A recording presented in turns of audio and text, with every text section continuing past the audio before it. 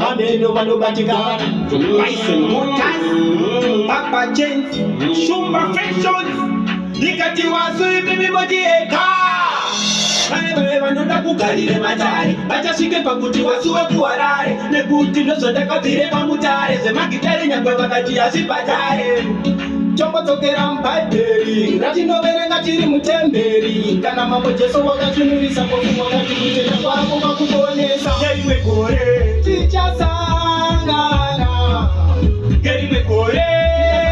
upenyu toona kuti machiva zviviri ngerimwe gore tichasangana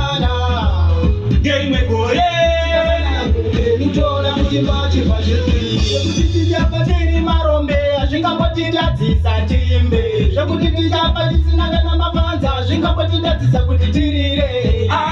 isusu ticharire chasvike pakurekete futi kakuti takaipfuura